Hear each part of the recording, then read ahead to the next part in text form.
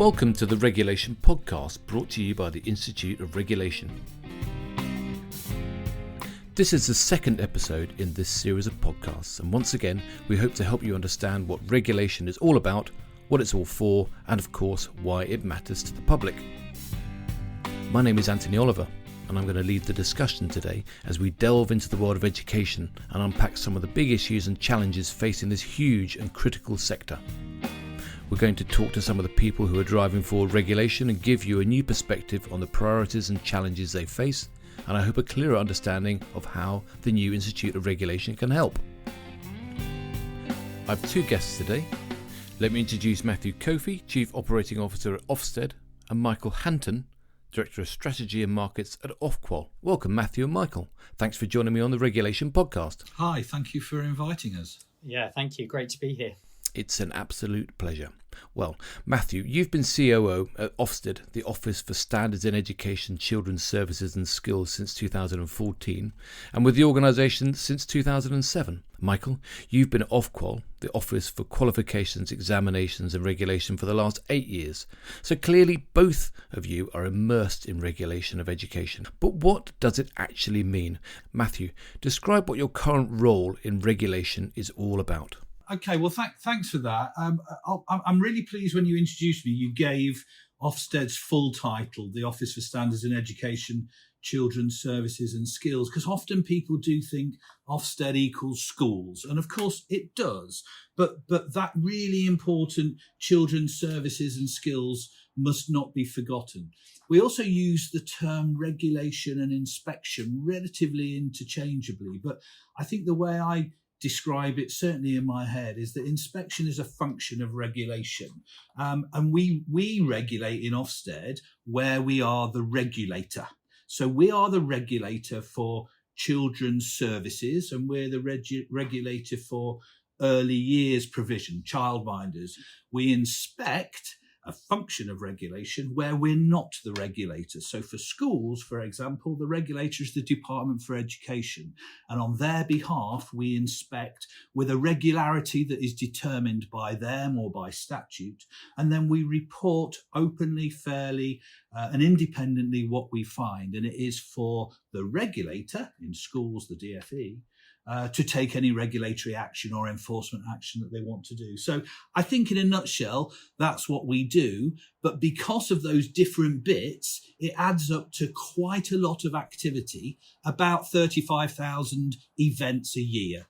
So give me an example of the kind of issue that's really on your desk right now then. Oh, crikey, there's so many. My desk is just full, and I'm pleased you can't see it because it's a bit messy.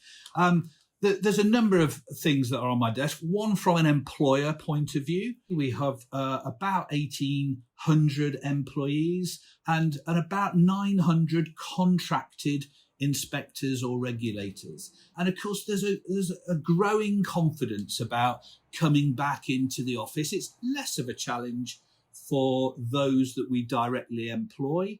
But for those where we contract, and it's really up to them as to whether they want to come in, there is a reticence. And of course, what that means, I'm very focused on delivering the volumes. I already mentioned that the frequency of inspection is determined by statute. So it's a legal requirement. So there's a lot of things on my desk that are shaped in terms of how do I get the workforce back to full speed.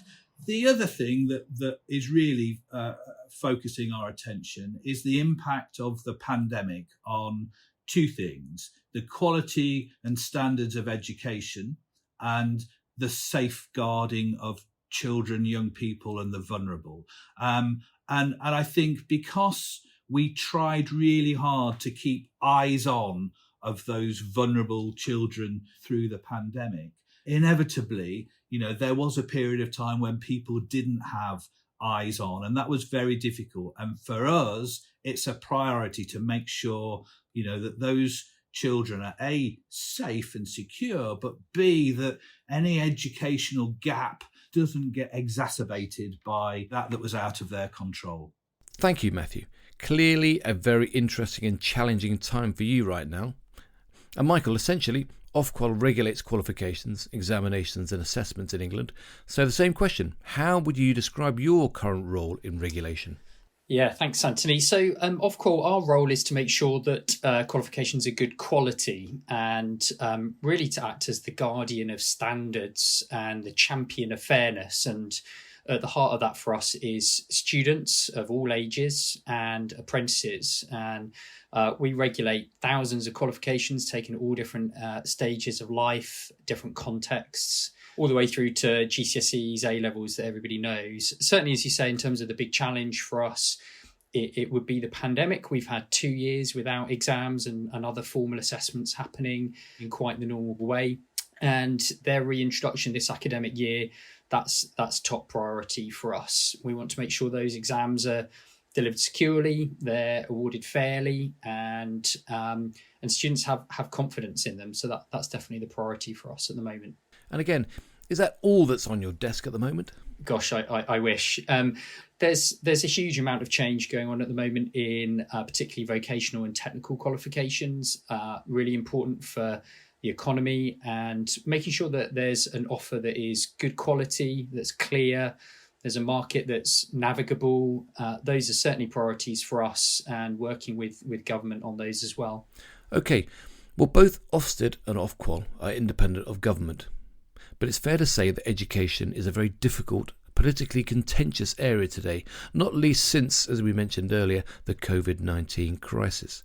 So Matthew, why do you think good and effective regulation is so important in the education sector? I think if the question is posed in the context of post-COVID, then what COVID forced us all to do was to reprioritize whether, and I mean for individuals and all businesses, and the country reacted to something that we didn't see coming, and we didn't know what shape it was, and all of that kind of stuff. I think effective regulation is really important to help us reprioritize back to what is so very important.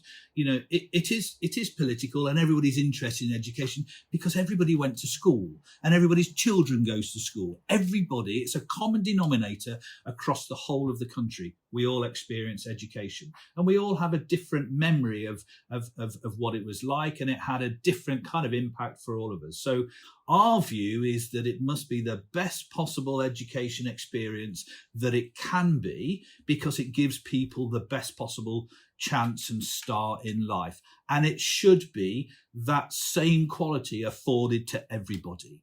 It shouldn't be, what the wealth of your family is or where you live in the country. There shouldn't be a postcode lottery approach to education. And good regulation, helps to achieve those high standards and that equity and that social mobility for all. Michael, certainly at Ofqual, I imagine you felt the microscope of public opinion.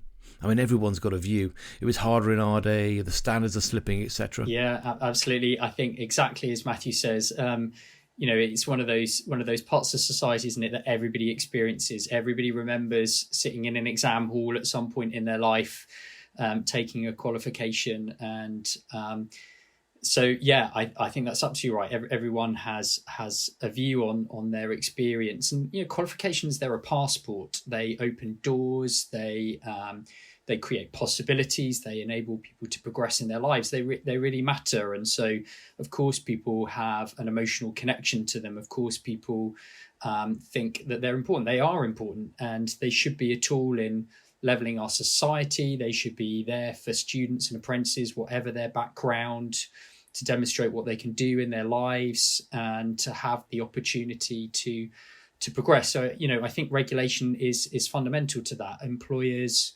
higher education, colleges, they all need the confidence that a qualification means what it claims to mean, and that it opens the door that it claims to open. And so standards really matter, and that's very complex in a pandemic context where things have changed so much, and so many of the mechanisms that we have just not been available in the normal way. So lots of challenges there, but that's why the regulator's there. People need to have confidence that a qualification does what it says on the tin, and that's why Ofqual exists. So lots of challenges there, Michael. But would you say that recovery post-COVID is the major challenge facing the regulation of education right now? Yeah, I do think that's right. Students have faced real challenges throughout their course of study. It's been a really tough time, and so we're taking unprecedented steps this year to support students, and doing that along with the Department for Education. We have different policy responsibilities, and so sort of working together with them is really important. So yeah, certainly that is number one. I think I could take other angles. I think the pandemic has raised the question about how technology and innovation has the potential to be a force for good, and so how we regulate for that, I think that's certainly on my mind, and a topic for the future. Matthew, what about you? What would you say are the big challenges that you see in the regulation of education right now? Yeah, I don't disagree with Michael at all. It's a human industry, isn't it? Education. We rely on individuals passing on their knowledge, and they're not immune from COVID, either directly affected, so they can't come in to work, or their anxiety levels. All of those things are still challenges to the education sector, and of course, as that confidence grows, that there's got to be a recognition of what has been lost, and how do we bring people back up to the standards that we would expect of them. Children are resilient, and they will get there. And what's important is that they don't wear a label that are the children of COVID, that people think are poorly educated. There's no reason for that. They're the children of COVID that people acknowledge went through a very, very difficult time, affecting both their educational attainment, but also their mental health and well-being. And they're really formative years, aren't they? And when you're isolated from your friends and your social group, and of course, I've always been relatively competitive, and particularly in an educational context, when that's not there, children are relying on their own self-motivation, and that differs for every child. It's the school that drives them forward, and we need to be able to get back to that muscle memory of what that's all about as soon as we possibly can. So Michael, do you think that in the work that you've been doing at Ofqual, that you've succeeded in meeting those challenges over the last COVID period? Gosh, that's a big question, perhaps for others to judge. I think it's been an exceptionally challenging time for the whole system. I think we've got plenty of work left to do before the completion of exams for this year. So as I say, first year of reintroducing exams after a 2-year break. This is a big and complex system. There'll be around about 1 million children will take GCSEs and A-levels alone. There are other qualifications that are important that will take place in the summer as well.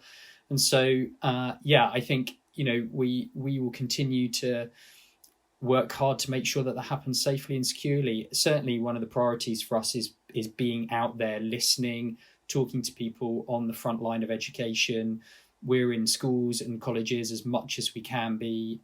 We regulate on behalf of students. So we've got to be talking to students, to parents, teachers, school leaders, governors, understanding the experience on the ground, and therefore how we can ensure that the qualifications take place as fairly and as securely as they possibly can.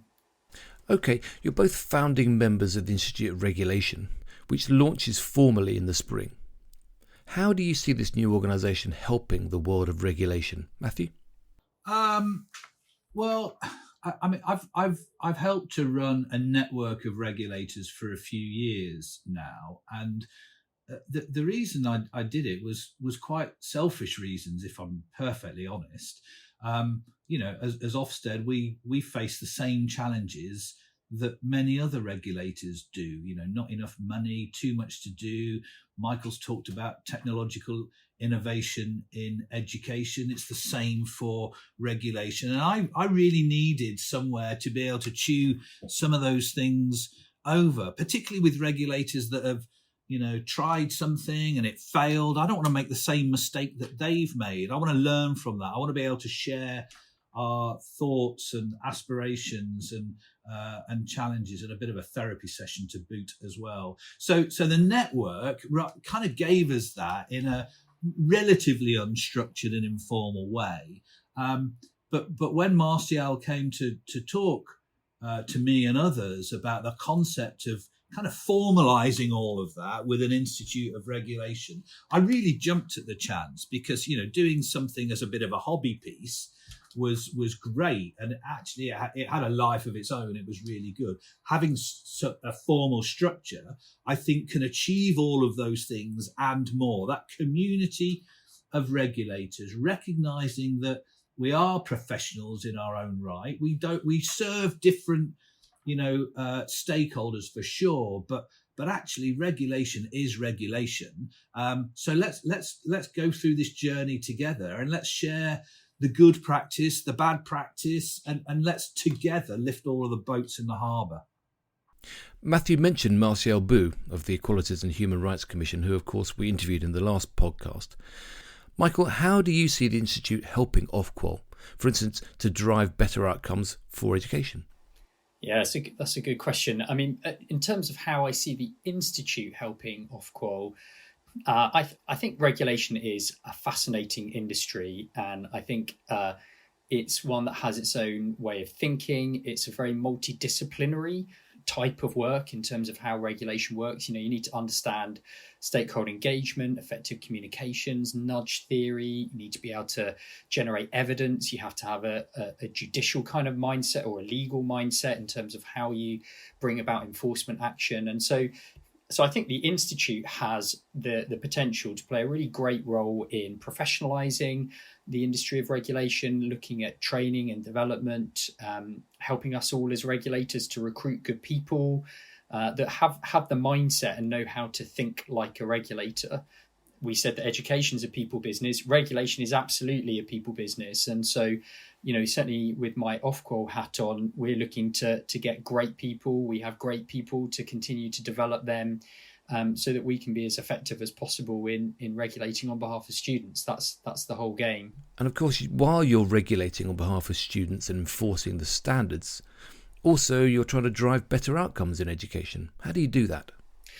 Right, exactly. Yeah. And so we think a lot about how what we do affects teaching and learning, educational outcomes. We think about that as the washback effect. So, when you're taking a qualification, does that have a positive impact on teaching and learning?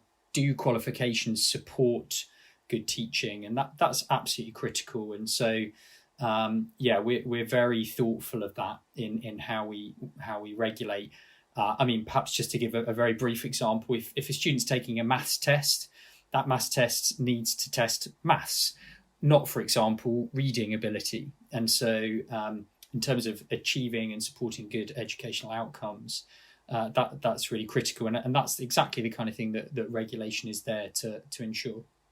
Okay, well, just to wrap things up and close out, Matthew, this challenge of really driving better outcomes in education, would you say that's one of the key future education regulatory issues on your horizon?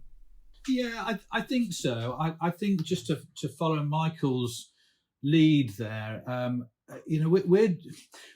we have a strategy in Ofsted, and the headline of it is a force for improvement, and it forces us to ensure that everything that we do leads to improvement. And if I give you my example, we go and inspect a school. Let's stay with a school. The inspectors now all record their evidence on an electronic system. Their evidence is tagged and it's sortable and searchable, and it performs the same duty as a pen and paper used to do. It provides and secures the evidence for that individual inspection. But what we can now do is we can lift the bonnet of that system and we can pull that evidence in themes from across the country, and then more rapidly we can pull that into a research report that can then influence policy at a government level. And we're still doing the same task, but technology has helped us to have an even broader impact. They're the things that I think are going to help us in the future, and they're definitely on our horizon. Thanks. Michael, do you agree? Yeah, I mean, absolutely. I think, we've sort of mentioned technology a couple of times. I think we recognise that good data is fundamentally important to good regulation. You can't separate those two things. And I think it's really exciting to look at how we can pull data across the education system together to help all of those that are involved in regulation. We work very closely with Ofsted, Office for Students, and others too in that space. And I think there's really exciting opportunities to look at how we get new insight and new ability to see, is what we're doing working, and how do we make it work better for students and apprentices? Well, let's hope that you succeed, because as you say, you're working in an environment that everyone's got a view on. Thank you very much, Matthew, and thank you, Michael. Thanks for joining me today on the Regulation Podcast. It is, as I said at the top, a huge subject, but I think that we've made a start in unpacking the education regulation challenge facing the UK. So thank you very much, Matthew and Michael. Thank you. Bye-bye. Take care. Well, I'm sure that we'll be inviting you both back to tell us more about regulation challenges across education very soon. In the meantime, we've got more regulation podcasts planned and more guests to talk to as we continue to get stuck into some of the big issues faced across the sector. If you haven't done so already, do check out the new Institute of Regulation website. That's www.ioregulation.org, where you'll find a huge amount of really useful information about the Institute, how you can get involved, and about the issues and challenges facing regulation. And of course, you'll find details of the next podcast, which will be with you very soon. So thanks for joining us. Thanks again to Michael and Matthew, and on behalf of the Institute of Regulation, I look forward to seeing you all again very soon.